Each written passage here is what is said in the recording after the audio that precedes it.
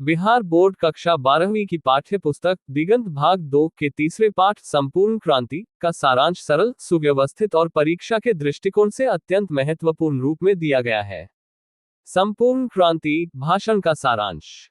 संपूर्ण क्रांति महान स्वतंत्रता सेनानी, समाजवादी नेता और लोकनायक के नाम से प्रसिद्ध जयप्रकाश नारायण जेपी द्वारा दिया गया एक ऐतिहासिक और युगांतरकारी भाषण है।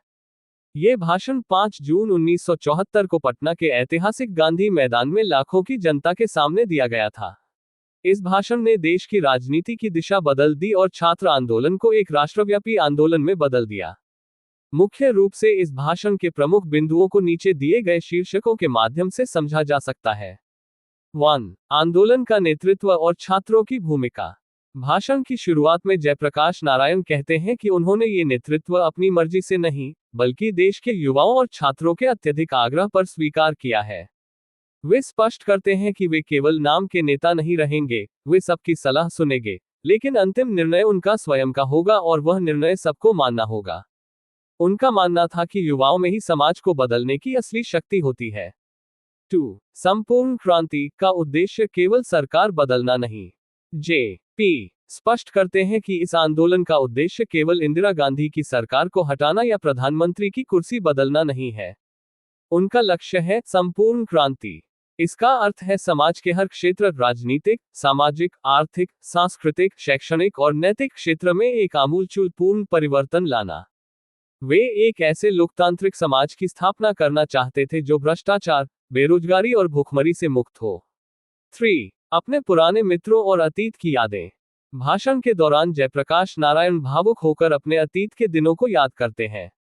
वे जवाहरलाल नेहरू का जिक्र करते हुए उन्हें अपना बड़ा भाई बताते हैं और कहते हैं कि नेहरू जी की वे बहुत इज्जत करते थे, भले ही नीतिगत मामलों में उनके बीच गहरे मतभेद थे। वे बापू, महात्मा गांधी और मार्क्सवाद के प्रति अपने झुकाव का भी उल्लेख करते हैं और बताते हैं कि कैसे उन्होंने अमेरिका में मजदूरी और बर्तन धोकर अपनी उच्च शिक्षा पूरी की थी। 4. तत्कालीन व्यवस्था पर प्रहार और भ्रष्टाचार। लोकनायक जी तत्कालीन कांग्रेस सरकार की गलत नीतियों पर कड़ा प्रहार करते हैं। वे कहते हैं कि आजादी के इतने साल बाद भी जनता भूख, महंगाई, भ्रष्टाचार और पुलिस के अत्याचार से त्रस्त है। सरकारी दफ्तरों में बिना रिश्वत के कोई काम नहीं होता।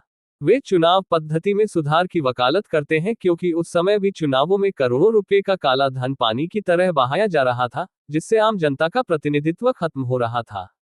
5. लोकतांत्रिक मूल्यों और जनता की शक्ति पर बल।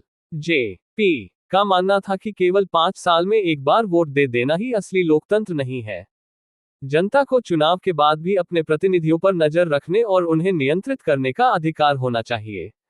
वे जन संघर्ष समितियों के गठन की बात करते हैं, जो गांवों और शहरों में जनता के अधिकारों की रक्षा कर सके और भ्रष्ट अधिकारियों व नेताओं पर दबाव बना सके। निष्कर्ष। संपूर्ण क्रांति केवल एक राजनीतिक भाषण नहीं, बल्कि भारतीय लोकतंत्र को जीवंत और शुद्ध बनाने का एक महासंकल्प था। जयप्रकाश नारायण जी का यह आह्वान आज भी हमें ये याद दिलाता है कि देश की वास्तविक शक्ति जनता के हाथों में है और युवाओं को हमेशा अन्याय व भ्रष्टाचार के खिलाफ आवाज उठानी चाहिए।